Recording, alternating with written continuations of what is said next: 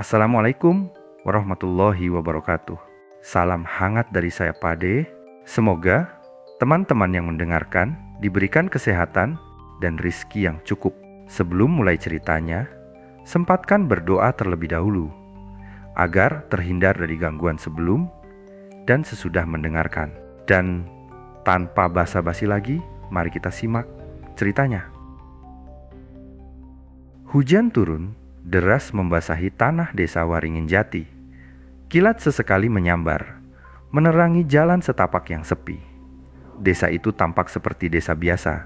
Namun malam itu, sebuah teror merayap perlahan. Di ujung desa, di sebuah ladang kosong, seorang pemuda ditemukan tewas dengan tubuh penuh luka. Wajahnya memucat, matanya melotot seolah menyaksikan sesuatu yang mengerikan sebelum menghembuskan napas terakhirnya.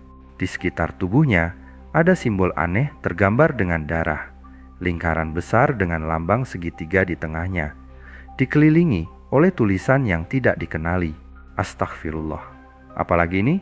Gumam Pak Surya, kepala desa, yang menemukan jasad itu saat sedang patroli malam. Tangannya gemetar, mencoba menghubungi polisi dengan ponsel tuanya. Beberapa jam kemudian, cahaya lampu mobil patroli menerobos kegelapan. Polisi setempat datang bersama seorang pria muda berjas abu-abu yang tampak berbeda dari mereka. Ia adalah Aditya Wirawan, seorang detektif muda yang baru saja dipindahkan dari kota besar. Aditya memandang tubuh itu dengan tatapan tajam, meski sesekali terlihat menahan mual. "Ini sudah yang ketiga, Pak Surya?" tanya Aditya sambil memasang sarung tangan. Pak Surya mengangguk. "Iya, Nak. Korban sebelumnya ditemukan minggu lalu, tapi tidak ada yang memperhatikan simbol-simbol ini sebelumnya." Aditya berjongkok di dekat mayat. Ia mengamati lambang yang tergambar dengan darah, lalu memeriksa luka-luka di tubuh korban. Luka ini tidak wajar. Sepertinya korban diserang oleh sesuatu yang sangat tajam. Atau bukan manusia. Pak Surya tersentak. "Bukan manusia, maksudnya Aditya, makhluk halus?" Aditya tidak menjawab. Matanya masih terpaku pada luka-luka itu. "Saya tidak mengatakan itu. Tapi simbol ini, saya yakin ini terkait dengan semacam ritual. Kita perlu memeriksa semua orang yang punya akses ke ladang ini." Sebelum percakapan mereka berlanjut, seorang wanita tua mendekat dengan langkah tertatih. Rambutnya sudah memutih dan ia membawa tongkat kayu untuk menopang tubuhnya. Matanya menatap tajam ke arah Aditya dan Pak Surya. "Percuma kalian mencari pelaku di antara manusia," ucapnya dengan suara serak. Aditya berbalik. "Maksud ibu siapa?" Wanita itu menyipitkan matanya. "Ladang itu sudah lama jadi tempat mereka. Kalian mengusik yang tidak seharusnya diusik." Aditya berdiri tegak, mencoba menguasai dirinya.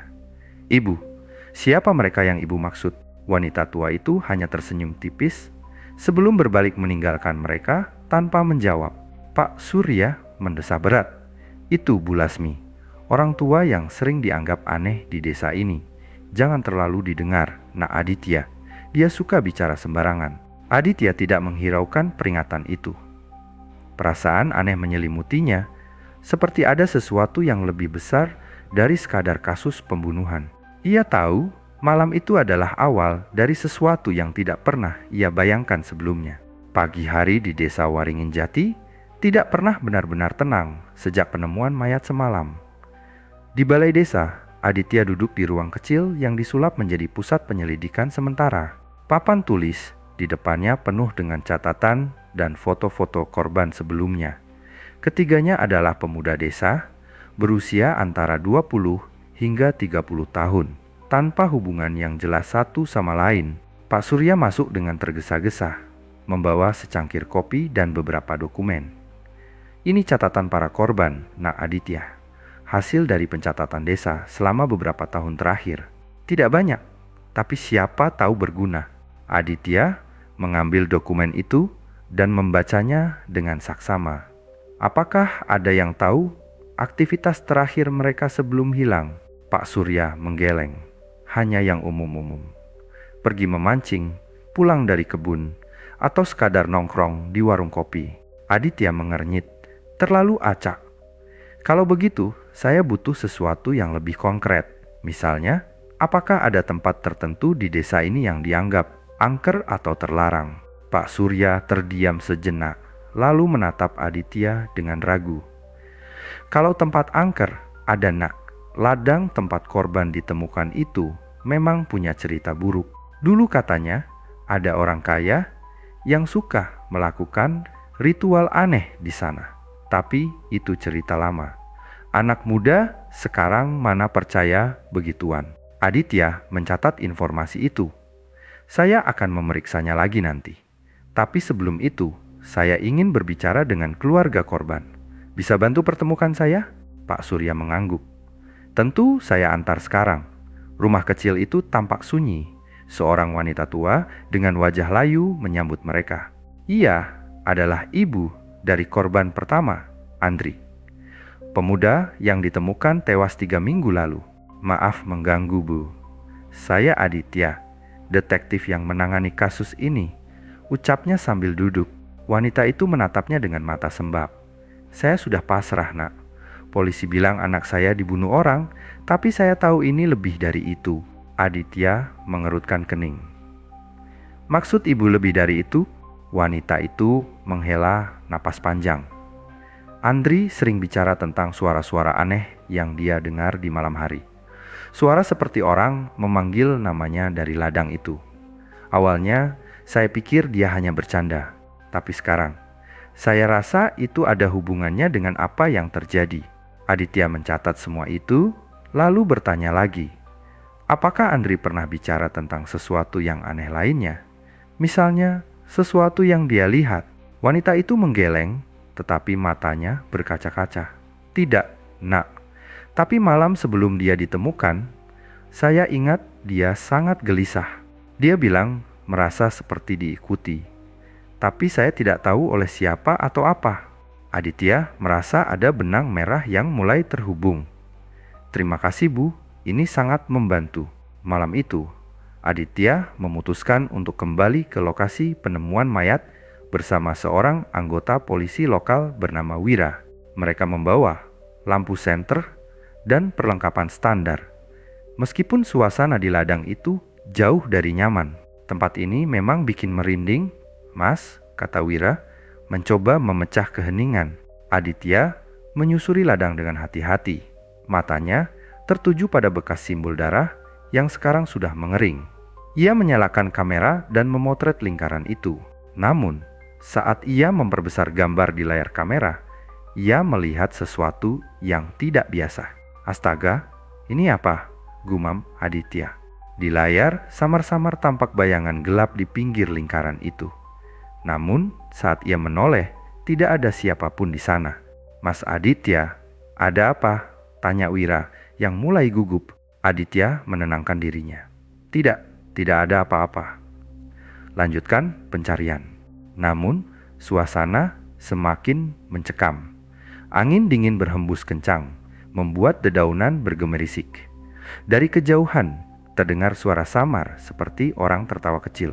Mas, saya dengar sesuatu, kata Wira dengan suara bergetar. Aditya menatapnya, lalu mengangkat tangannya agar Wira tetap tenang. Namun, suara itu semakin mendekat, seperti berbisik langsung di telinga mereka. Kalian tidak seharusnya di sini. Wira langsung mundur beberapa langkah. Sementara Aditya memfokuskan senter ke arah suara. Tapi tidak ada apa-apa di sana. Hanya kegelapan. Mas, kita balik saja. Ini bukan urusan kita lagi, desak Wira. Namun, sebelum Aditya bisa menjawab, angin berhenti. Suasana menjadi begitu sunyi, hingga mereka bisa mendengar suara detak jantung sendiri. Lalu, di tengah lingkaran simbol, muncul sesuatu. Bayangan hitam, berbentuk seperti manusia, tetapi tidak memiliki wajah, berdiri diam di sana. Aditya berdiri mematung. Tangannya yang memegang senter sedikit bergetar, tetapi ia berusaha keras mempertahankan ketenangannya. Wira, di sisi lain, sudah mundur beberapa langkah, nyaris menjatuhkan senter dari genggamannya. Mas Aditya, "Itu apa?" bisik Wira. Suaranya hampir tidak terdengar. Aditya tidak menjawab. Matanya terpaku pada bayangan hitam itu yang tampak semakin nyata setiap detiknya. Tubuh bayangan itu tidak bergerak, tetapi kehadirannya begitu menekan, seolah-olah udara di sekitar mereka mendadak menghilang. Tiba-tiba, bayangan itu mengangkat tangan, menunjuk lurus ke arah Aditya. Dari kejauhan terdengar suara tawa kecil, namun kali ini lebih jelas dan bernada mengejek. "Siapa kau?" seru Aditya, mencoba menegaskan dirinya meski hatinya diliputi ketakutan. Bayangan itu tidak menjawab, tetapi tubuhnya mulai melayang perlahan, bergerak mundur ke arah semak-semak di pinggir ladang. Aditya tanpa berpikir panjang melangkah maju mengikutinya. "Mas, jangan ke sana." Wira menarik lengan Aditya dengan panik. Ini sudah di luar logika kita. Namun, Aditya menepis tangan Wira. "Kalau kita mundur sekarang, kita tidak akan pernah tahu apa yang terjadi di sini." Mereka berdua akhirnya memasuki area semak-semak, mengikuti jejak bayangan yang perlahan memudar. Aditya menyorotkan senter ke setiap sudut, memastikan tidak ada yang terlewat. Setelah beberapa meter berjalan, mereka menemukan sesuatu yang aneh. Sebuah gubuk tua, nyaris roboh, berdiri di tengah-tengah area yang terlindung oleh pepohonan besar. Gubuk itu terlihat seperti sudah ditinggalkan selama bertahun-tahun, tetapi pintunya sedikit terbuka, mengundang siapa saja yang cukup berani untuk masuk. Aditya menghela napas panjang. "Kita masuk." Wira menatapnya dengan mata membelalak. "Mas Aditya, saya serius. Ini sudah terlalu jauh. Kalau ada apa-apa, siapa yang akan tahu kita di sini?" Aditya menepuk bahunya. "Wira, dengar. Ini mungkin satu-satunya petunjuk yang kita miliki. Kalau kau takut, tunggu saja di sini." Dengan langkah tegas, Aditya mendekati pintu gubuk dan mendorongnya perlahan. Engsel pintu itu berderit keras, membuat suasana semakin mencekam. Begitu masuk, bau anyir langsung menyengat hidung mereka. Di dalam ada meja kayu penuh bercak merah gelap yang Aditya yakini adalah darah. Di atas meja terdapat lilin-lilin yang sudah meleleh. Beberapa di antaranya masih menyala. Meskipun tidak ada siapapun di sana, Aditya mengarahkan senter ke sudut ruangan dan menemukan sesuatu yang membuat bulu kuduknya berdiri. Sebuah patung kecil terbuat dari kayu dengan wajah menyerupai manusia tetapi memiliki tanduk di kepalanya. Di bawah patung itu terdapat selembar kain hitam dengan tulisan yang sama seperti simbol di ladang. "Wira, lihat ini," panggil Aditya sambil mendekati patung tersebut. Namun, Wira tidak menjawab. Saat Aditya menoleh, Wira berdiri terpaku di dekat pintu, matanya membelalak ke arah dinding belakang gubuk. "Mas, itu apa?" Aditya mengikuti arah pandangan Wira dan melihatnya. Di dinding itu tergantung sebuah cermin besar, tetapi pantulan di dalam cermin tidak sesuai dengan ruangan tempat mereka berada. Di dalam cermin terlihat sosok-sosok manusia yang berdiri diam, mengenakan jubah hitam. Wajah mereka tidak terlihat jelas, tetapi satu hal yang pasti, mereka semua sedang menatap ke arah Aditya dan Wira. Aditya perlahan mendekati cermin, berusaha memastikan apakah itu hanya ilusi. Tapi tiba-tiba, salah satu sosok di dalam cermin mengangkat tangan, menunjuk ke arah patung kayu di meja. Seolah menjawab isyarat itu, patung kayu tersebut bergetar dan jatuh ke lantai. Bersamaan dengan itu, suara tawa nyaring memenuhi ruangan. Lilin-lilin di meja padam, meninggalkan mereka dalam kegelapan total.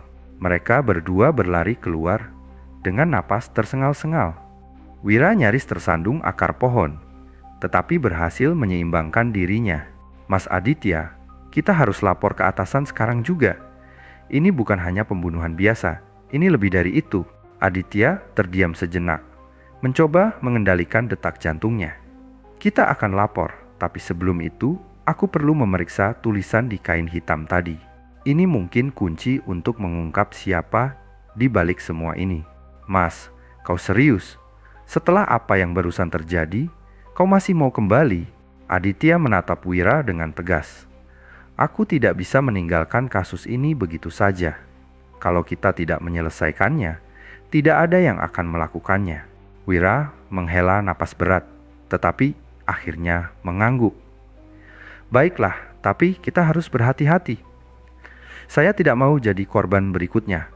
Sementara itu, dari balik pepohonan, terdengar suara samar seseorang berbisik.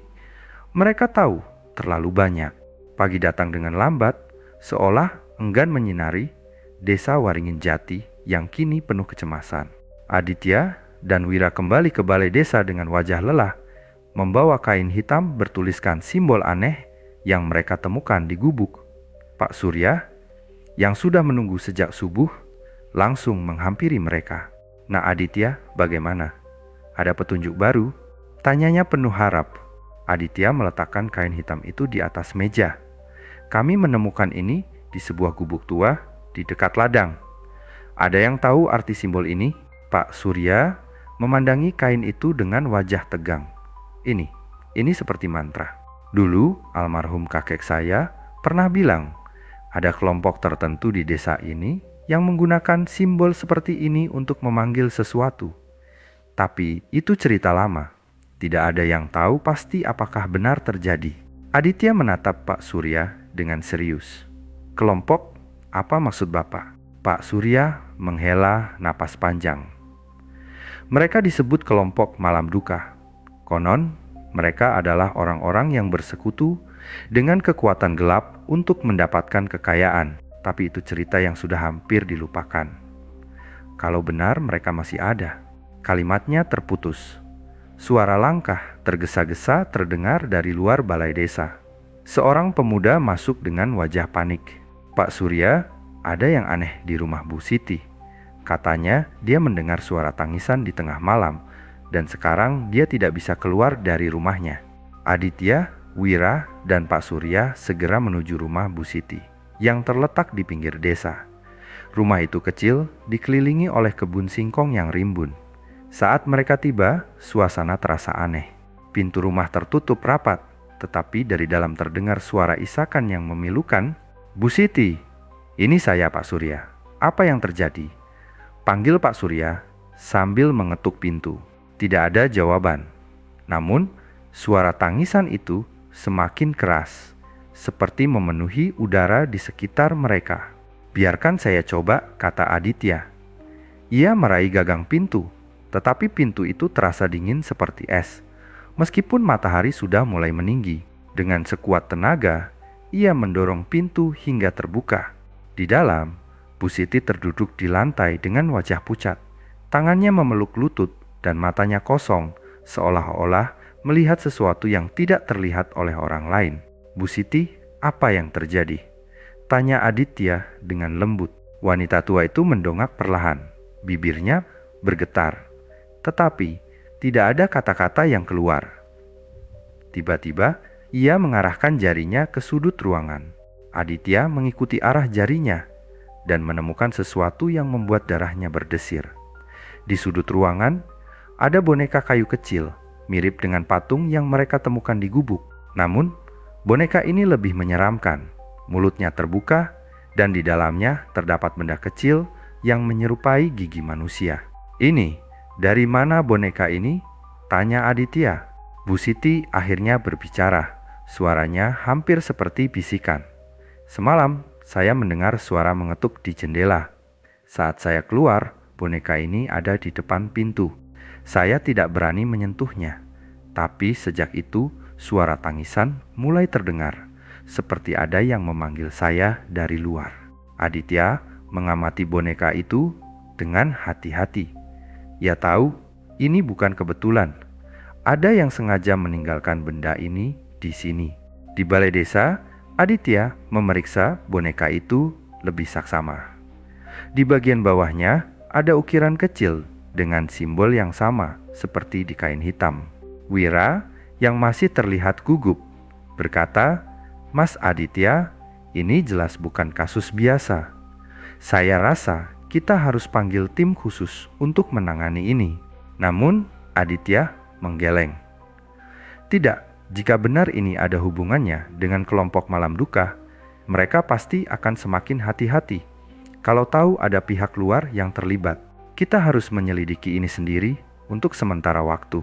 Pak Surya menyelah, tapi kita tidak tahu siapa yang bisa dipercaya. Kalau kelompok itu masih ada, mungkin saja mereka adalah orang-orang yang kita kenal. Aditya mengangguk. Itu sebabnya kita harus bergerak hati-hati. Saya ingin memeriksa lebih jauh tentang sejarah desa ini. Mungkin ada arsip atau catatan lama yang bisa memberi petunjuk. Pak Surya terdiam sejenak, lalu berkata, "Kalau begitu, mungkin kita bisa memeriksa rumah Pak Darmo. Dia dulu kepala desa sebelum saya, dan dia sangat paham tentang sejarah desa ini." Pak Darmo adalah pria tua yang tinggal sendirian di rumah kayu besar di ujung desa. Saat mereka tiba, pria itu sedang duduk di teras, menatap hamparan sawah di depannya. "Pak Darmo, kami butuh bantuan Bapak," kata Pak Surya dengan sopan. Pak Darmo menoleh perlahan, menatap mereka dengan mata sayu. "Apa yang bisa saya bantu?" Aditya menjelaskan tentang kasus-kasus pembunuhan dan simbol yang mereka temukan. Wajah Pak Darmo berubah serius. "Saya sudah menduga ini akan terjadi lagi," katanya dengan suara berat. "Kelompok malam duka tidak pernah benar-benar hilang. Mereka hanya bersembunyi, menunggu waktu yang tepat untuk kembali." Aditya mendekat. "Apa yang Anda ketahui tentang mereka, Pak?" Pak Darmo menatap ke kejauhan, seolah mengingat sesuatu yang kelam. "Dulu, mereka adalah orang-orang biasa, penduduk desa ini juga. Tapi mereka tergoda oleh janji kekayaan dan kekuasaan. Mereka melakukan ritual-ritual gelap, mengorbankan nyawa manusia untuk mendapatkan apa yang mereka inginkan." Wira terkejut. "Dan tidak ada yang mencoba menghentikan mereka." Pak Darmo menghela napas. "Beberapa orang mencoba, termasuk saya. Tapi kelompok itu sangat licik. Mereka punya pengikut di mana-mana, bahkan di antara orang-orang yang kita pikir bisa dipercaya." Aditya menatap Pak Darmo dengan tajam. "Jadi Anda tahu siapa mereka?" Pak Darmo terdiam, lalu berkata pelan, "Saya punya dugaan.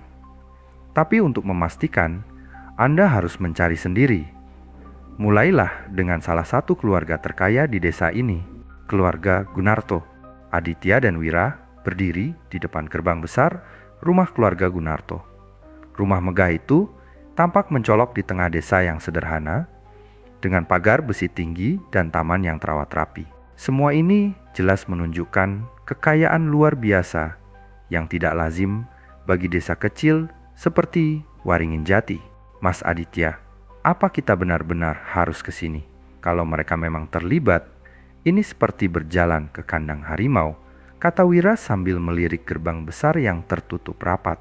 Aditya menghela napas. "Kalau kita tidak mulai dari sini, kita tidak akan pernah tahu kebenarannya. Lagi pula, kita hanya akan bertanya, bukan menuduh." Mereka mengetuk pintu gerbang.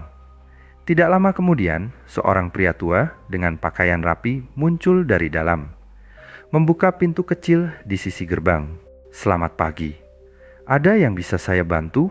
tanyanya dengan nada sopan, tetapi matanya tampak menilai mereka dengan hati-hati. "Saya Aditya, dan ini rekan saya Wira. Kami sedang menyelidiki beberapa kejadian di desa ini. Kami ingin berbicara dengan Pak Gunarto. Jika memungkinkan," jawab Aditya sambil menunjukkan lencana kepolisian. Pria tua itu mengangguk. "Silakan tunggu sebentar." Pintu gerbang terbuka perlahan dan mereka dipersilakan masuk. Interior rumah itu jauh lebih mewah daripada bagian luarnya. Lampu kristal besar tergantung di langit-langit, dan dindingnya dipenuhi lukisan-lukisan mahal. Namun, suasana di dalam rumah terasa dingin dan sunyi, seolah-olah ada sesuatu yang tidak terlihat sedang mengawasi.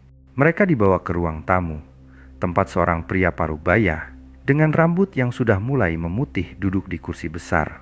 Pak Gunarto memandang mereka dengan senyum tipis yang sulit dibaca. "Silakan duduk," katanya sambil menunjuk kursi di depannya. Aditya dan Wira duduk, tetapi keduanya tetap waspada. "Jadi, apa yang bisa saya bantu?" tanya Pak Gunarto dengan nada ramah. Aditya memulai, Kami sedang menyelidiki beberapa kejadian aneh di desa ini, termasuk kasus pembunuhan di ladang beberapa waktu lalu. Kami juga menemukan beberapa simbol yang berkaitan dengan ritual tertentu. Wajah Pak Gunarto tidak menunjukkan reaksi apapun. Ritual? Maksud Anda seperti ilmu hitam? Benar, jawab Aditya. Kami mendapat informasi bahwa keluarga Anda mungkin mengetahui sesuatu tentang kelompok tertentu yang pernah ada di desa ini. Pak Gunarto tertawa kecil, tetapi tawanya terdengar dingin. Kelompok? Anda pasti berbicara tentang malam duka. Itu hanya cerita lama, Pak. Tidak ada yang seperti itu di zaman sekarang. Wira menyela, tapi kami menemukan simbol yang sama di sebuah gubuk tua, dan kami diberitahu bahwa keluarga Anda mungkin memiliki koneksi dengan cerita itu. Ekspresi Pak Gunarto berubah, senyumnya menghilang, dan matanya menyipit. Saya tidak tahu siapa yang memberi Anda informasi itu, tapi keluarga saya tidak ada hubungannya dengan hal-hal seperti itu. Anda salah alamat. Sebelum Aditya sempat menjawab, seorang wanita muda masuk ke ruangan. Wanita itu cantik, dengan wajah dingin dan mata tajam yang langsung memandang Aditya. "Papa, ada apa ini?" Tanyanya dengan nada tenang tetapi penuh otoritas. "Ini hanya tamu yang ingin tahu tentang cerita lama Rani," jawab Pak Gunarto sambil tersenyum tipis. Wanita bernama Rani itu menatap Aditya dan Wira bergantian. "Kalau tidak ada urusan penting, sebaiknya Anda pergi. Keluarga kami tidak suka dicurigai tanpa alasan." Aditya berdiri, menyadari bahwa percakapan ini tidak akan membawa mereka kemana-mana. "Terima kasih atas waktunya. Kami akan pergi. Tetapi ini bukan akhir dari penyelidikan kami." Rani hanya tersenyum tipis, lalu mengantar mereka keluar tanpa mengatakan apa-apa lagi. Begitu keluar dari gerbang, Wira menghela napas lega.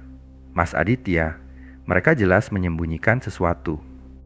Wanita itu, ada sesuatu yang tidak beres dengannya." Aditya mengangguk. "Aku juga merasakannya. Tapi kita tidak punya bukti cukup untuk menekan mereka. Kita harus mencari cara lain untuk mengungkap apa yang sebenarnya terjadi."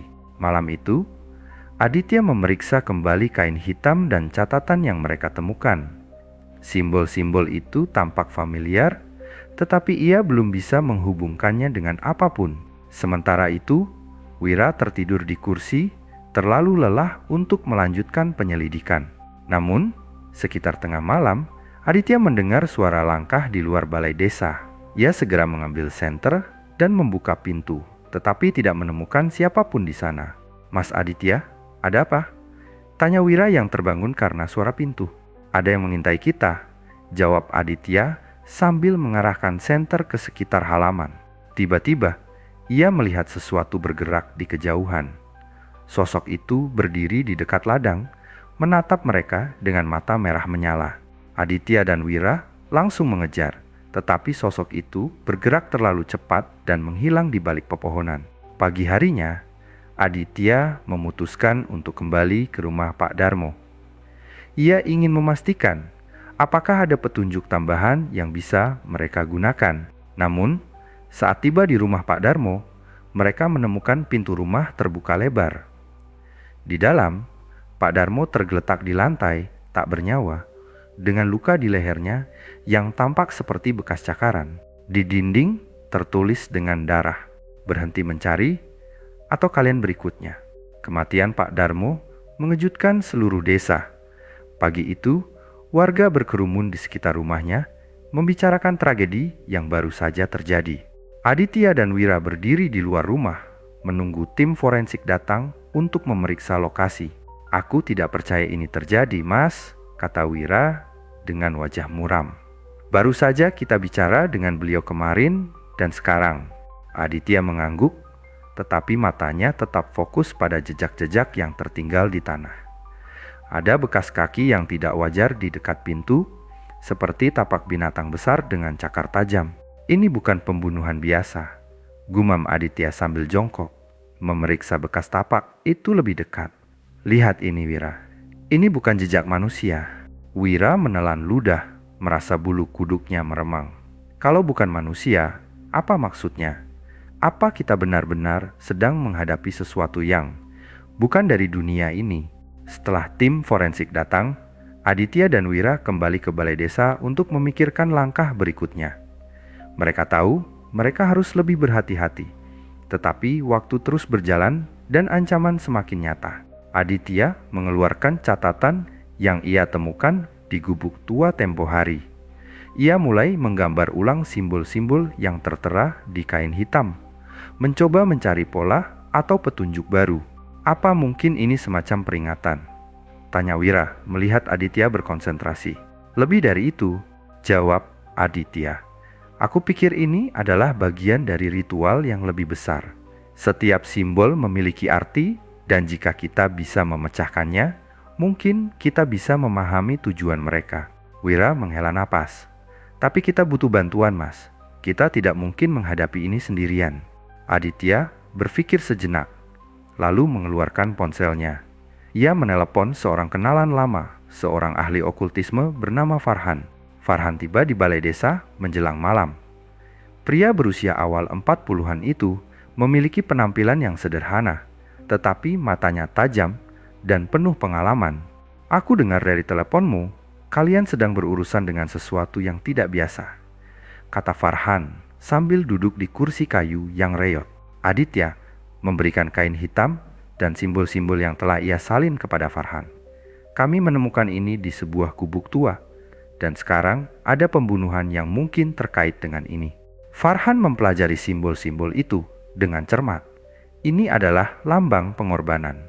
Ritual seperti ini biasanya membutuhkan jiwa-jiwa tertentu untuk memperkuat ikatan dengan entitas yang mereka puja. Wira yang duduk di sudut ruangan langsung terdiam. Jadi, mereka benar-benar membunuh orang untuk ritual itu? Farhan mengangguk. Betul. Dan jika aku tidak salah, mereka sudah berada di tahap akhir. Semakin dekat ritual ini selesai, semakin besar kekuatan yang mereka panggil. Aditya mengepalkan tangan. Lalu, bagaimana cara kita menghentikannya? Kita harus menemukan lokasi utama mereka sebelum ritual selesai, jawab Farhan. Ada kemungkinan besar bahwa simbol-simbol ini akan membimbing kita ke sana, tapi kita tidak punya banyak waktu. Setiap kematian akan memperkuat mereka. Saat malam tiba, mereka mulai memeriksa peta desa, mencari tempat yang sesuai dengan pola simbol-simbol tersebut. Namun, suasana di balai desa semakin tegang. Suara aneh terdengar dari luar, seperti langkah kaki yang berat, tetapi tidak ada siapapun di sana ketika mereka memeriksanya. Kita sedang diawasi, bisik Farhan. Mereka tahu kita mencoba menghentikan mereka. Aditya mengambil senter dan senjatanya. Apapun yang terjadi, kita tidak boleh mundur.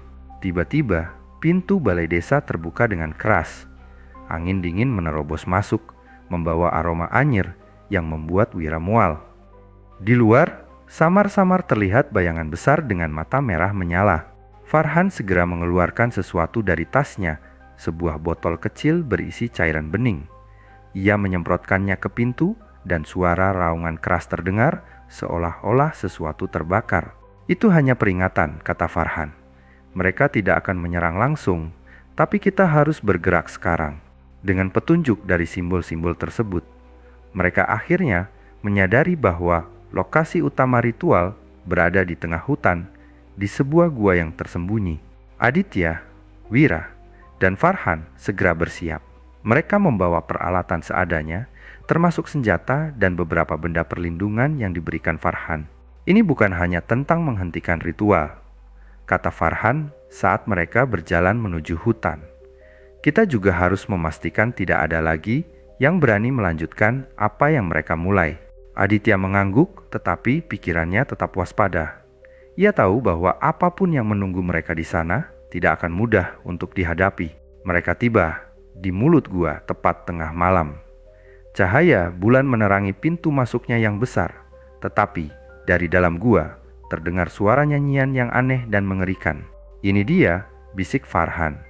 Tempat di mana semuanya akan berakhir atau dimulai. Aditya mengangguk pada Wira. Apapun yang terjadi, jangan kehilangan fokus. Kita selesaikan ini bersama." Dengan langkah mantap, mereka memasuki gua, menghadapi kegelapan yang penuh misteri dan bahaya. Langkah mereka bergema di dalam gua yang dingin dan gelap. Dinding batu basah memantulkan suara-suara samar, membuat suasana semakin mencekam. Farhan memimpin dengan membawa lampu kecil yang memancarkan cahaya redup. "Aku bisa merasakan energinya," bisik Farhan. Wajahnya penuh konsentrasi. Mereka sudah memulai ritualnya. Aditya merapatkan genggaman pada senjatanya, sementara Wira membawa parang yang ia ambil dari balai desa. "Kita harus cepat," kata Aditya dengan nada tegas. Setelah berjalan beberapa ratus meter, mereka mulai mendengar suara nyanyian yang semakin jelas. Suara itu terdengar seperti kombinasi dari bahasa yang tidak dimengerti dan teriakan samar. Bau anyir darah bercampur dupa mulai menyengat hidung mereka. Mereka tiba di sebuah ruangan besar di dalam gua, di mana pemandangan mengerikan menyambut mereka. Di tengah ruangan, sebuah altar batu besar berdiri dengan darah segar mengalir dari sisinya. Di sekeliling altar, 5 orang mengenakan jubah hitam sedang berlutut, menyanyikan mantra dengan suara seram. Di belakang mereka, seorang pria tinggi berjubah merah berdiri dengan tangan terangkat, memimpin ritual. Farhan berbisik, itu pemimpinnya. Dia yang mengendalikan semuanya. Namun yang membuat Aditya dan Wira terkejut adalah sosok lain di altar. Seorang anak kecil yang terikat, menangis tanpa suara. "Kita harus menghentikan ini sekarang," bisik Wira dengan nada panik. "Tunggu," kata Farhan. "Kita tidak bisa menyerang tanpa rencana. Mereka punya perlindungan." Farhan mengambil botol kecil dari tasnya dan mulai menggambar simbol di lantai dengan cairan tersebut. "Ini akan memecah perlindungan mereka, tapi aku butuh waktu beberapa menit." Aditya mengangguk.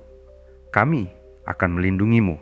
Sementara Farhan bekerja, Wira memeriksa sekitar untuk memastikan mereka tidak disergap. Namun, tiba-tiba salah satu pria berjubah hitam menoleh ke arah mereka, seolah merasakan kehadiran mereka. "Hei, siapa di sana?" teriak pria itu. Aditya tidak menunggu lebih lama. Ia langsung menembakkan pistolnya, mengenai pria tersebut dan membuatnya terjatuh. Kekacauan pun terjadi. Para pengikut ritual langsung berdiri. Sementara pemimpin mereka berteriak, "Hentikan mereka. Jangan biarkan mereka mendekati altar." Wira langsung melompat ke tengah pertempuran, menggunakan parang untuk melawan salah satu pengikut yang menyerangnya. Aditya menembak 2 orang lagi, tetapi pemimpin ritual itu tampak tidak terpengaruh. Dengan suara keras, ia mengangkat tangan dan berteriak dalam bahasa yang tidak dimengerti.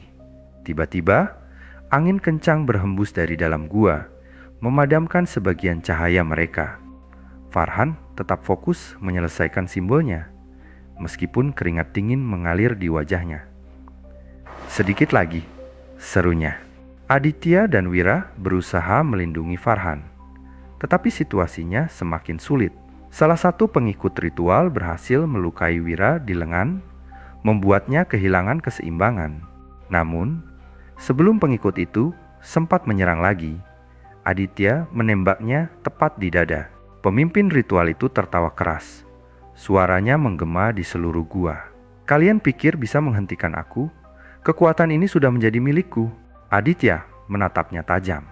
"Kami akan menghentikanmu, apapun yang terjadi." Tepat saat pemimpin ritual mengangkat pisau untuk mengorbankan anak kecil di altar, Farhan menyelesaikan simbolnya. "Cepat, hancurkan altar itu," teriak Farhan. Aditya langsung berlari menuju altar, menembakkan pistolnya ke arah pemimpin ritual. Peluru itu tidak melukai pria berjubah merah, tetapi cukup untuk membuatnya mundur sejenak. Dengan sekuat tenaga, Wira, meskipun terluka, menghantam altar dengan parangnya. Altar itu retak dan cahaya merah yang memancar darinya perlahan memudar. Teriakan keras terdengar dari seluruh gua, seolah-olah sesuatu yang besar dan mengerikan sedang menghilang. Para pengikut ritual langsung jatuh pingsan, sementara pemimpin mereka berteriak marah. "Tidak, kalian tidak tahu Apa yang kalian lakukan?" Serunya sebelum melarikan diri ke dalam kegelapan. Dengan ritual yang terhenti, suasana di dalam gua menjadi tenang. Anak kecil di altar segera diselamatkan oleh Wira. Meskipun ia kesulitan bergerak karena lukanya, Farhan memeriksa altar yang telah hancur. "Kita berhasil menghentikan mereka, tapi ini belum selesai. Selama pemimpin mereka masih hidup, ancaman ini belum benar-benar berakhir." Aditya mengangguk. "Kita akan terus memburu mereka. Ini baru permulaan." Mereka keluar dari gua dengan perasaan campur aduk, lega karena berhasil menyelamatkan nyawa, tetapi waspada karena mereka tahu masih ada bahaya yang menunggu di depan. Kembali di balai desa, udara terasa lebih berat setelah pertempuran di dalam gua. Meskipun mereka berhasil menyelamatkan anak kecil itu dan menghentikan ritual, rasa lega yang mereka harapkan tidak sepenuhnya datang. Farhan tampak termenung di meja, memeriksa buku-buku okultisme yang dibawanya. "Kita tidak bisa lengah," kata Farhan, menutup salah satu buku dengan tegas. "Mereka mungkin terhenti untuk sementara, tapi mereka sudah mencapai titik yang sangat berbahaya. Ada kekuatan yang lebih besar yang mereka coba hubungkan." Aditya, yang baru saja memeriksa kondisi Wira, menatap Farhan dengan serius. "Kekuatan apa yang lebih besar? Ini bukan hanya tentang pemimpin mereka atau ritual mereka," jawab Farhan. "Ada entitas yang jauh lebih tua yang mereka coba panggil, sesuatu yang bahkan tidak mereka kuasai sepenuhnya." Wira, yang duduk dengan memegang luka di lengannya, mengerutkan kening. "Apa yang harus kita lakukan? Apa kita harus kembali ke gua itu?" Farhan menggelengkan kepala. "Tidak, kalau mereka masih hidup, mereka akan melarikan diri dan bersembunyi. Yang kita butuhkan sekarang adalah informasi lebih banyak tentang mereka, terutama tentang siapa yang sebenarnya di belakang ritual ini." Aditya menyadari bahwa mereka tidak akan bisa hanya berdiam diri. Mereka harus menemukan jejak yang ditinggalkan pemimpin ritual dan pengikutnya, dan mencari tahu siapa yang benar-benar menarik tali di balik layar. Tanpa peringatan lebih lanjut, mereka mulai melakukan investigasi ke desa terdekat yang masih memiliki hubungan dengan kelompok misterius ini. Kali ini, mereka tidak hanya berhadapan dengan para pengikut yang bisa dihadapi dengan kekerasan, tetapi mereka harus menggali lebih dalam ke dalam sejarah kelam desa-desa itu, sesuatu yang lebih berbahaya, bahkan tak terduga. Aditya dan Farhan pergi menemui seorang sesepuh desa yang dikenal memiliki pengetahuan tentang mitos-mitos lokal. Wira, meskipun masih dalam kondisi yang kurang baik, ikut bergabung. Mereka perlu menggali lebih dalam tentang asal-usul kelompok ini dan bagaimana mereka bisa mencapai kekuatan yang sangat berbahaya. Di rumah sesepuh desa, mereka disambut dengan suasana yang hening. Rumah itu tua, penuh dengan benda-benda antik dan alat-alat tradisional. Sesepuh itu, seorang pria berusia lebih dari 80 tahun dengan mata yang tajam, memandang mereka dengan rasa curiga yang mendalam. "Kenapa kalian datang kemari?" tanya sesepuh itu, suaranya serak. Aditya menjelaskan situasinya secara singkat sambil menunjukkan simbol-simbol yang ditemukan di gua. "Kami perlu tahu lebih banyak tentang kelompok ini. Apa yang mereka lakukan dan bagaimana mereka bisa memanggil kekuatan yang begitu kuat." Sesepuh itu terdiam, lalu mengangguk perlahan. Kelompok ini bukanlah sesuatu yang baru. Mereka sudah ada sejak zaman dahulu. Dulu, mereka adalah kelompok pemuja setan yang berusaha mengendalikan dunia ini dengan cara yang sangat gelap.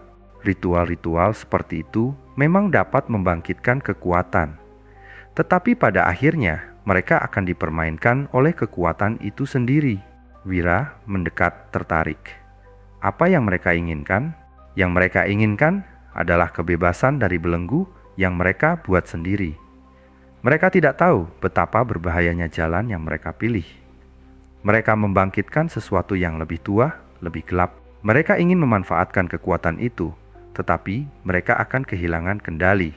Malam itu, mereka menginap di rumah sesepuh desa yang memberi mereka petunjuk lebih lanjut tentang tempat-tempat yang harus mereka kunjungi untuk melacak lebih banyak jejak kelompok tersebut.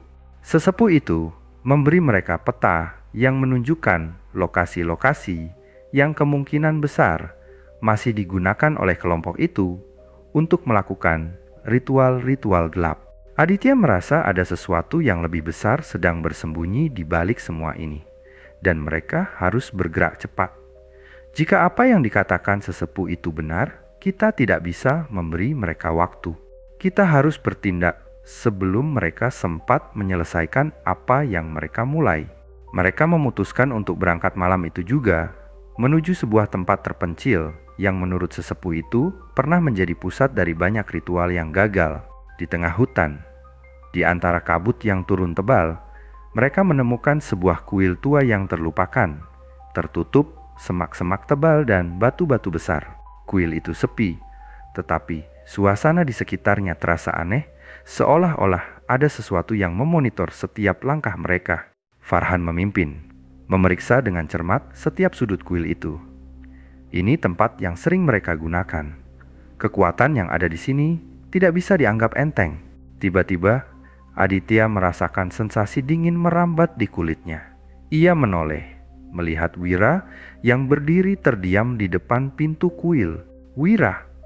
Aditya bertanya, tetapi Wira tidak merespon. Ia hanya menatap pintu itu dengan tatapan kosong seperti terhipnotis. Aditya segera berlari menghampirinya dan menggoyangkan tubuhnya. "Wira, ayo kita harus keluar dari sini." Wira menoleh dengan ekspresi wajah yang aneh, hampir tidak mengenali Aditya. "Kamu tidak mengerti, Mas. Kita semua sudah terjebak di sini. Kekuatan ini sudah menunggu kita." Farhan segera menarik Wira kembali, menggunakan kekuatan dari mantra pelindung yang ia bawa. "Kita harus keluar sekarang juga." Farhan menarik Wira dengan cepat, memaksanya untuk bergerak mundur dari pintu kuil. Namun, Wira tetap terpaku, seolah-olah ada kekuatan tak terlihat yang menahannya. "Farhan, apa yang terjadi dengan Wira?" tanya Aditya, suaranya tegang. Farhan memegang tangannya pada dada Wira, berusaha menenangkan dengan mantra perlindungannya. Kekuatan itu sudah merasukinya. "Kita harus pergi dari sini sebelum semuanya menjadi lebih buruk." Tetapi semakin lama mereka berada di dekat kuil itu, semakin terasa hawa dingin yang menusuk tulang. Dari dalam kuil, suara-suara berbisik terdengar samar, seperti panggilan dari dunia lain.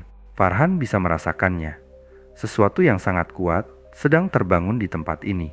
"Ini tidak biasa," kata Farhan dengan suara pelan. Matanya penuh kekhawatiran. "Ada yang mengawasi kita. Sesuatu yang lebih jahat dari yang kita bayangkan." Aditya merasa panik mulai menguasai dirinya. "Kita tidak bisa tinggal di sini lebih lama lagi. Kita harus membawa Wira keluar." Mereka berusaha menjauh dari kuil itu dengan hati-hati, tetapi suasana semakin mencekam. Setiap langkah terasa semakin berat, seperti ada sesuatu yang mencoba menarik mereka kembali ke dalam kegelapan kuil. Wira mulai gemetar, tubuhnya terasa kaku. "Kenapa ini bisa terjadi?" bisik Aditya, sementara ia membantu Farhan menuntun Wira ke arah hutan. Dia seperti terjebak di antara dua dunia. "Ini karena ikatan mereka," jawab Farhan dengan muram. "Wira terpapar oleh kekuatan ritual yang mereka lakukan. Jika tidak segera diatasi, dia bisa benar-benar terperangkap di sini." Akhirnya, mereka berhasil keluar dari area kuil. Meskipun Wira masih belum sepenuhnya sadar, mereka segera menuju ke tempat yang lebih aman untuk merawat Wira. Namun Farhan tahu bahwa perjalanan mereka baru saja dimulai. Setelah membawa Wira kembali ke rumah sesepuh desa, Farhan memulai ritual penyembuhan untuk mengusir kekuatan yang merasukinya.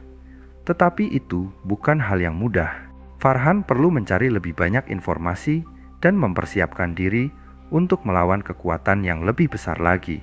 "Kita tidak bisa hanya mengandalkan mantra biasa," kata Farhan, menghapus keringat di dahinya. "Aku harus mencari cara untuk menutup portal yang mereka buka, tetapi itu akan membutuhkan waktu dan energi yang lebih banyak." Aditya berdiri di dekat jendela, memperhatikan langit malam yang gelap. "Aku tidak peduli bagaimana caranya, Farhan. Kita harus menghentikan mereka sebelum mereka berhasil memanggil sesuatu yang lebih buruk." "Ini bukan hanya tentang menghentikan mereka," kata Farhan. "Kita harus mengungkap siapa yang ada di balik semuanya. siapa yang mengendalikan mereka, dan apa tujuan mereka sebenarnya. Farhan menghabiskan sepanjang malam untuk mempelajari buku-buku yang dia bawa, mencari petunjuk lebih lanjut. Setelah beberapa jam, dia menemukan sesuatu yang mencurigakan, sebuah nama yang selalu muncul di setiap ritual dan teks okultisme yang ada. Nama itu adalah Ramaputra, seorang tokoh yang konon sudah lama hilang dari sejarah desa ini. Aku tidak pernah mendengarnya sebelumnya, kata Farhan, menyentuh nama itu dengan jari. Tapi dia mungkin adalah orang yang mengendalikan semua ini. Jika kita bisa menemukannya, kita mungkin bisa menghentikan semuanya. Aditya dan Wira yang sudah mulai sadar mendekat. Kita harus mencari tahu di mana dia berada, kata Aditya. Jika dia pemimpinnya, dia pasti menyimpan semua informasi yang kita butuhkan. Dengan tekad yang baru, mereka melanjutkan perjalanan ke desa yang lebih jauh, di mana jejak Ramaputra terakhir kali terlihat. Di sepanjang perjalanan, mereka mulai merasakan bahwa mereka sedang diawasi, dari bayangan pohon yang bergerak aneh, hingga suara-suara tidak jelas yang terdengar di malam hari. Semua ini menunjukkan bahwa mereka semakin dekat dengan sesuatu yang lebih besar. Tiba di desa yang dimaksud, mereka segera bertemu dengan seorang pria tua yang mengenal Ramaputra. Pria itu, yang disebut sebagai penjaga desa, menceritakan kisah tentang Ramaputra yang dikenal sebagai seorang guru spiritual yang kemudian jatuh ke dalam jalan gelap, mencari kekuatan yang tidak manusiawi. Dia bukan hanya seorang manusia lagi, kata penjaga desa. Ramaputra telah mengikat dirinya dengan kekuatan kuno yang bisa mengubahnya menjadi lebih dari sekadar manusia. Dia memimpin kelompok ini untuk membangkitkan entitas itu, sesuatu yang tidak bisa dikendalikan oleh siapapun. Petunjuk yang mereka dapatkan akhirnya membawa mereka ke sebuah tempat terpencil di dalam hutan, di mana Ramaputra diduga bersembunyi. Saat mereka memasuki daerah itu, mereka merasakan hawa yang sangat berat, dan sebuah suara yang seolah memanggil mereka dari dalam kegelapan. Ini dia, bisik Farhan dengan mata yang waspada. Kita akan bertemu dengannya, dan ini tidak akan mudah. Aditya menggenggam senjatanya lebih erat. Aku siap. Mereka melangkah ke dalam hutan, menuju tempat yang diharapkan bisa mengungkap segalanya. Mereka tahu bahwa apa yang mereka hadapi bukan hanya pemimpin ritual biasa. Mereka akan menghadapi sesuatu yang jauh lebih besar, sesuatu yang siap melepaskan teror yang tak terbayangkan. Suasana di dalam hutan semakin mencekam seiring dengan langkah mereka yang semakin mendekati tempat yang dituju. Malam semakin pekat dan udara terasa dingin menembus kulit. Setiap pohon yang mereka lewati tampak bergerak dalam bayangan, seakan ikut menyaksikan perjalanan mereka. Suara-suara aneh terdengar dari kejauhan, seperti bisikan yang datang dari segala arah. Farhan memimpin dengan mata penuh kewaspadaan. Ini bukan tempat yang aman, katanya pelan. Ramaputra pasti sudah menyiapkan sesuatu untuk kita. Aditya mengangguk, menatap sekitar dengan rasa waspada. Kita tidak bisa mundur, dia sudah terlalu jauh. Kali ini kita akan selesaikan semuanya. Wira, meskipun masih belum sepenuhnya pulih, berjalan di belakang mereka dengan wajah yang penuh ketegasan. Aku siap. Kita harus menghentikannya. Akhirnya, mereka tiba di sebuah clearing, di mana sebuah bangunan tua berdiri megah di tengah kegelapan. Sebuah kuil besar yang terbuat dari batu hitam, tampak seperti telah ada sejak zaman kuno. Pintu besar kuil itu terbuka sedikit, dan dari dalam terdengar suara gemerisik seolah-olah sesuatu sedang bergerak. Mereka berdiri di sana beberapa saat, saling bertukar pandang. Ini tempatnya, ujar Farhan. Matanya menelusuri setiap sudut kuil itu. Aditya menghela napas, merasakan ketegangan yang semakin memuncak. Kita harus masuk. Tidak ada pilihan lain. Dengan hati-hati, mereka melangkah maju menuju pintu kuil yang terbuka lebar. Begitu mereka masuk, mereka disambut oleh kegelapan yang pekat, hanya diterangi oleh cahaya redup dari lilin-lilin yang tersebar di sekeliling altar besar di tengah ruangan. Di sana, di belakang altar, berdiri seorang pria yang mengenakan jubah hitam. Wajahnya tersembunyi oleh topeng perak. "Selamat datang," suara Ramaputra terdengar dalam bisikan serak yang mengerikan. "Aku telah menunggu kalian." Farhan menatap Ramaputra dengan hati-hati, mencoba mencari celah untuk bertindak. "Kami datang untuk menghentikanmu, Ramaputra. Ritual ini harus dihentikan sekarang." Ramaputra tersenyum di balik topengnya. Suaranya berubah lebih dalam dan serak, seolah datang dari tempat yang jauh. "Hentikan? Tidak ada yang bisa menghentikanku lagi. Aku sudah mengikat diri dengan kekuatan yang lebih besar daripada apapun yang bisa kalian bayangkan. Aku akan membuka gerbang ke dunia yang lebih kuat, dunia yang menguasai segala sesuatu." Aditya melangkah maju, menggenggam senjatanya dengan erat. "Jika kamu benar-benar tidak mengerti, maka kami akan mengakhiri ini dengan cara kami. Begitu kalian datang ke sini, kalian sudah terjebak dalam permainan yang tidak bisa kalian menangkan," kata Ramaputra dengan suara yang semakin mengerikan, mengundang gelap yang tampaknya menyelimuti seluruh ruangan. "Kalian hanya alat, pion yang terperangkap dalam ambisiku." Farhan segera mengucapkan mantra pelindung dan cahaya biru menyinari ruangan sejenak. Tetapi tidak lama kemudian, cahaya itu mulai meredup, seperti ditelan oleh kegelapan yang semakin tebal. Tiba-tiba, dari sudut ruangan, sebuah bayangan muncul. Sosok besar yang tampak lebih dari sekadar manusia. Itu adalah entitas yang telah dipanggil oleh Ramaputra. Makhluk gelap yang melayang, dengan mata yang memancarkan cahaya merah menyala. "Perhatian kalian sekarang adalah untukku." Suara entitas itu menggema, membuat jantung mereka berdegup lebih kencang. "Aku akan menguasai dunia ini, dan kalian hanya bisa menyaksikan kehancurannya." Tanpa memberi waktu lebih banyak untuk berpikir, Aditya melompat maju, menyerang dengan kekuatan penuh. Senjata tajamnya menghujam ke arah makhluk itu, namun hanya memantul. Farhan segera mengeluarkan mantra pelindung yang lebih kuat, membentuk perisai energi di sekitar mereka. "Farhan!" teriak Aditya, menghindari serangan balik dari makhluk itu yang hampir melumpuhkan tubuhnya. "Jangan bertindak gegabah," teriak Farhan, tetap fokus pada mantra yang sedang diucapkannya. "Kita harus menghancurkan ikatan mereka, bukan hanya melawan makhluk itu." Wira yang masih dalam keadaan lemah berusaha untuk berdiri. "Aku akan membantu kalian," katanya dengan tekad. Ia menggerakkan tangannya, memusatkan energi yang ia miliki untuk menambah kekuatan perlindungan. Namun, entitas itu mulai menunjukkan kekuatannya yang lebih besar.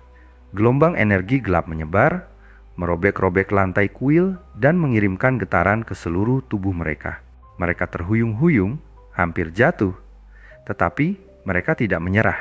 "Ini adalah saatnya," teriak Farhan. Ia mengumpulkan seluruh kekuatannya untuk menciptakan mantra terakhir yang dapat menghancurkan ikatan yang mengikat mereka ke entitas itu. Sebuah ledakan cahaya besar menyelimuti ruang tersebut, melepaskan energi yang cukup besar untuk membuat makhluk itu terlempar ke belakang. Kuil itu bergetar hebat, seakan-akan dunia ini sendiri hampir hancur. Dengan makhluk itu terlempar, Farhan akhirnya berhasil menghancurkan ikatan yang menghubungkan Ramaputra dengan kekuatan gelap tersebut. Ruangan itu tiba-tiba terasa sunyi, dan bayangan gelap itu menghilang, meninggalkan sisa-sisa energi yang mulai memudar. Namun, meskipun mereka berhasil menghentikan ritual itu, Wira terjatuh ke tanah, pingsan karena kekuatan yang dia salurkan untuk melawan entitas. Aditya cepat mendekat dan memeriksa kondisinya. "Wira," teriaknya, mencoba membangunkannya. "Dia hanya kelelahan," kata Farhan, sambil menurunkan tangannya yang masih tergetar dari mantra yang baru saja diucapkannya. "Tetapi kita sudah berhasil." Ritual itu dihentikan. Ramaputra, yang sekarang terjatuh di lantai kuil, tampak kelelahan dan tak berdaya. "Kalian Tidak tahu apa yang telah kalian lakukan, katanya dengan napas terengah-engah. Ini bukan akhir. Kekuatan itu akan kembali. Kalian hanya menunda kehancuran. Aditya mendekati Ramaputra dan menatapnya dengan tajam. Kehancuranmu sudah berakhir. Kami akan memastikan kamu tak akan bisa melanjutkan ini. Kuil itu mulai retak. Dinding-dindingnya bergetar seiring dengan kehancuran yang ditimbulkan oleh kekuatan mereka. Pintu utama yang tadinya terbuka lebar kini mulai tertutup oleh bebatuan yang ambruk. Seakan kuil itu menuntut penutupan setelah ritual gelap yang terjadi di dalamnya. Udara terasa semakin berat, penuh dengan sisa-sisa energi yang kini kosong, meninggalkan kehampaan yang mencekam. Aditya merapatkan jaketnya, mencoba menstabilkan diri setelah pertempuran sengit yang baru saja mereka alami. Kita harus keluar dari sini sebelum tempat ini benar-benar runtuh. Farhan yang masih merasa sedikit pusing karena pengaruh kekuatan besar yang baru saja ia salurkan, mengangguk. Kita tidak bisa tinggal lebih lama lagi. Wira, bagaimana kabarmu? Wira yang sebelumnya tak sadarkan diri perlahan membuka matanya, terlihat pucat, namun masih bisa tersenyum lemah. Aku baik-baik saja, cuma sedikit pusing, tapi kita harus pergi dari sini. Suaranya terdengar serak, tetapi penuh tekad. Dengan susah payah, Wira berdiri, dibantu oleh Aditya dan Farhan. Mereka bertiga saling mendukung, berjalan menuju pintu keluar kuil yang mulai tertutup. Suara gemuruh masih terdengar, seperti gempa yang akan mengakhiri sejarah kelam tempat itu. Namun, langkah mereka tertahan ketika suara tawa keras terdengar dari sudut ruangan. Semua kepala menoleh. Ramaputra yang seharusnya sudah terjatuh dan tak berdaya, kini berdiri meskipun dalam keadaan yang jauh lebih hancur. Topeng peraknya mulai pecah, menampilkan sebagian wajahnya yang dipenuhi luka dan bekas-bekas ritual gelap yang tak bisa sembuh. Kalian pikir ini sudah selesai? Suaranya terdengar nyaring dan penuh kebencian. Kalian hanya menunda apa yang tak bisa kalian hindari. Kekuatan itu takkan hilang hanya dengan kekuatan kalian. Farhan dan Aditya saling pandang, menyadari bahwa ancaman yang ditimbulkan oleh Ramaputra masih belum selesai. Wira menggenggam senjata di tangan, bersiap. Apa yang kamu inginkan, Ramaputra? Kalau kau ingin bertarung lebih jauh, kami akan siap menghentikanmu sekali lagi. Ramaputra tertawa, tawa yang terasa lebih mengerikan dibandingkan sebelumnya. Aku tidak butuh bertarung. Aku sudah mengikat diri pada kekuatan yang lebih besar. Kalian hanya bisa menyaksikan dunia ini runtuh. Terlalu bodoh jika kalian berpikir kalian bisa menghentikannya. Kekuatan gelap itu mulai muncul lagi di sekitar tubuhnya. Namun kali ini, sesuatu yang lebih mengerikan muncul. Dari dalam kegelapan yang terbentuk, bayangan hitam muncul. Makhluk-makhluk besar dengan mata merah menyala, bergerak menuju mereka dengan kecepatan yang mengerikan. Keluar sekarang juga, teriak Farhan, menarik Wira dan Aditya menjauh. Mereka berlari dengan cepat menuju pintu kuil, tetapi bayangan itu semakin mendekat, seakan mengejar mereka dengan kekuatan yang tak terbendung. Sial!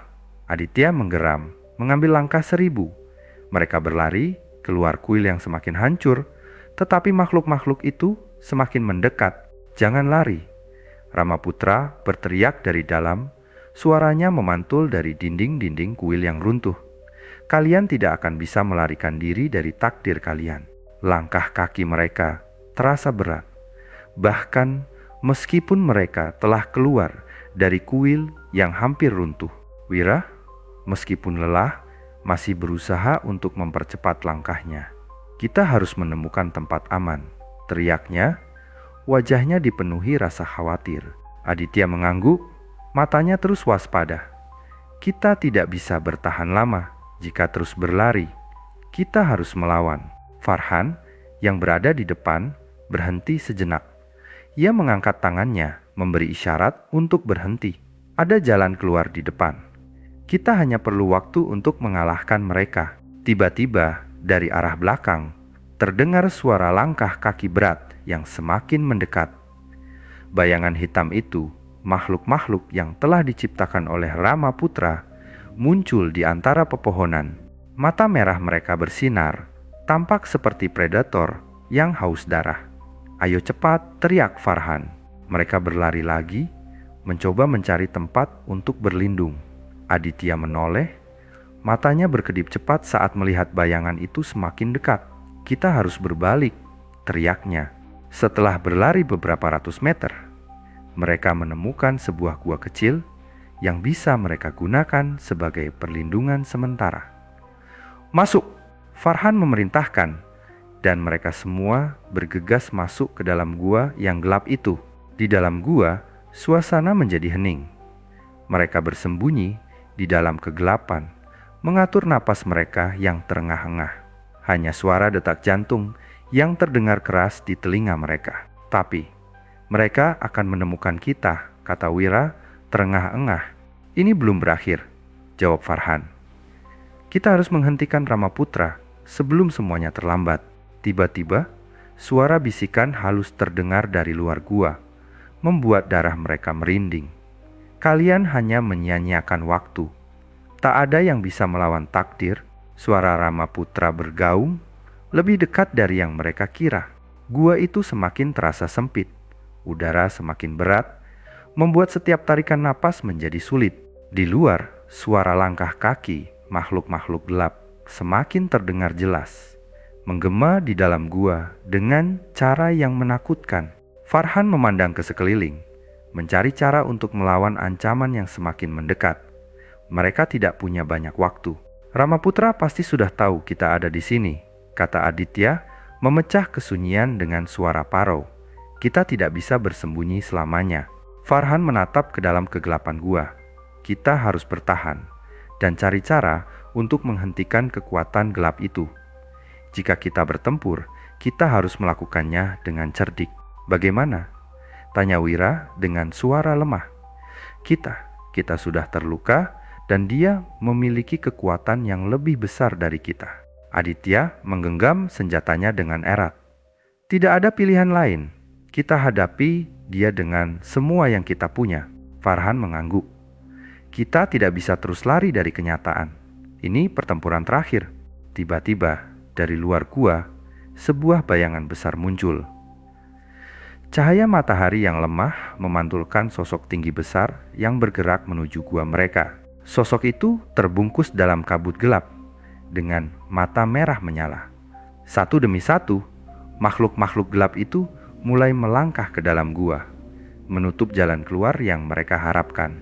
Keluar sekarang!" teriak Farhan, mencoba memberi mereka waktu untuk bersiap. Namun, saat ia berbicara, bayangan itu semakin mendekat, hampir memadatkan gua mereka. Wira merapatkan senjatanya dan mulai menggigil. Ini gila. Kita tidak bisa melawan itu." Namun, Aditya tiba-tiba melangkah maju. Matanya berkilat, penuh dengan tekad. "Kita tidak bisa mundur. Kalau kita harus mati di sini, kita mati dengan cara yang layak." Farhan menghela napas, berlari ke sisi Aditya. "Kita bertarung bersama. Tidak ada jalan lain." Ketiganya berbaris, bersiap untuk menghadapi makhluk-makhluk gelap yang mendekat. Keheningan yang menyelimuti mereka tiba-tiba pecah dengan suara gemuruh besar. Makhluk pertama yang muncul adalah sosok tinggi berbulu hitam dengan tangan besar yang tampak mampu menghancurkan batu. Mata merahnya menatap mereka tajam, penuh kebencian. "Ini tak akan berakhir baik untuk kalian." Suara dalam yang berasal dari makhluk itu bergema di sekeliling gua, seakan datang dari setiap sudut. Farhan melangkah maju, mengarahkan senjatanya ke makhluk itu. "Kita tidak takut padamu," katanya, meskipun suaranya agak gemetar. "Kami tidak akan membiarkanmu menghancurkan dunia ini." Aditya mengikuti langkah Farhan, mengarahkan senjata pada makhluk berikutnya yang muncul. Semakin banyak dari mereka mengelilingi gua. "Kita harus menyerang bersama. Jangan biarkan mereka memecah belah kita." Serangan pertama dimulai. Farhan melemparkan beberapa benda tajam yang berhasil ia temukan di sekitar gua, sementara Aditya melompat maju dengan senjatanya yang terhunus. Mereka bergerak cepat, memukul makhluk itu dengan serangan-serangan yang telah mereka latih. Namun, setiap pukulan yang mereka berikan hanya membuat makhluk itu semakin marah perlahan. Kita harus menemukan kelemahannya, kata Farhan, sambil menghindari pukulan besar dari salah satu makhluk yang hampir mengenai wajahnya. Tiba-tiba Wira berteriak, "Aku tahu bagaimana cara mengalahkannya." Ia berlari ke depan meskipun tubuhnya terasa lemah. Kekuatan mereka berasal dari Ramaputra. Jika kita bisa menghentikannya, mereka akan kalah. Farhan dan Aditya segera menoleh, memperhatikan Wira yang sudah menggenggam sebuah benda kecil yang terlihat seperti kristal. "Kamu yakin ini bisa?" tanya Farhan dengan ragu. Wira mengangguk. "Ini satu-satunya cara. Kita harus menghancurkan ikatan mereka dengan Ramaputra." Dengan cepat, Wira melemparkan kristal itu ke arah makhluk terbesar yang sedang mendekat. Seketika, kristal itu bersinar terang dan gelombang energi yang kuat meluncur ke arah makhluk tersebut. Keheningan menyelimuti gua seketika. Gelombang itu menyebar, membakar makhluk-makhluk gelap satu persatu, dan mereka mulai menghilang dalam ledakan cahaya. Namun, tidak lama setelah itu, Ramaputra muncul di tengah gua yang gelap. Sosoknya lebih mengerikan dari sebelumnya. Tubuhnya diselimuti oleh energi hitam yang membuat udara semakin panas. "Kalian masih berani menentangku?" Suaranya terdengar seperti desisan ular. "Perang ini belum selesai, Ramaputra," kata Farhan dengan tegas, berdiri di depan Wira dan Aditya. "Kalian akan segera tahu akibat dari keberanian bodoh kalian." Ramaputra berteriak dan tubuhnya mulai berubah semakin besar, semakin kuat. Gua itu mulai bergetar hebat. Dindingnya retak-retak, seakan merespon kemarahan Ramaputra. Cahaya hitam menyelimuti tubuhnya, membentuk bayangan mengerikan yang terus berkembang, seolah-olah menghisap seluruh cahaya di sekitarnya. Kekuatan itu mengalir melalui tubuhnya, menambah kekuatan yang sudah sangat besar. Sementara mata merahnya menatap tajam ke arah Aditya, Farhan, dan Wira. "Ini sudah berakhir," teriak Ramaputra. Suaranya menggema hingga ke seluruh penjuru gua, membangkitkan getaran di udara. Tubuhnya membesar, berubah menjadi makhluk raksasa yang menakutkan. Tangannya yang besar terangkat, siap untuk menghancurkan mereka.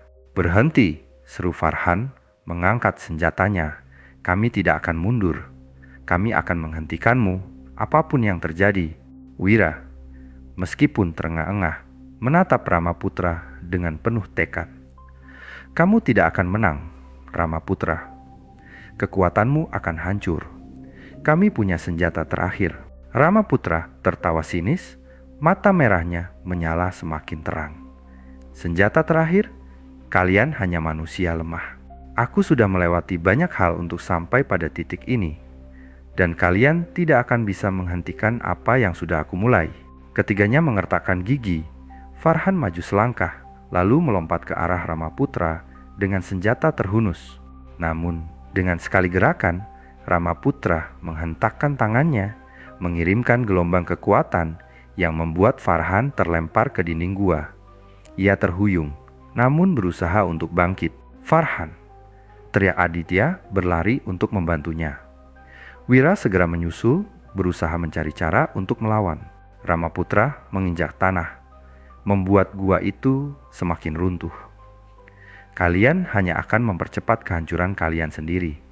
Tidak ada yang bisa melawan kekuatanku." Namun, Wira memiliki ide. Ia kembali meraih kristal yang ia temukan sebelumnya dan menggenggamnya erat. "Ini bukan hanya senjata, ini adalah kunci. Kunci untuk menghancurkan ikatan antara kamu dan kekuatan gelap itu." "Tidak mungkin!" teriak Ramaputra semakin marah. Ia meluncurkan serangan gelap ke arah Wira. Namun Aditya dan Farhan melompat untuk melindunginya. "Kita harus bersama-sama, Wira," seru Aditya berteriak keras. "Kita tidak bisa hanya bertahan. Kita harus menghancurkan sumber kekuatannya."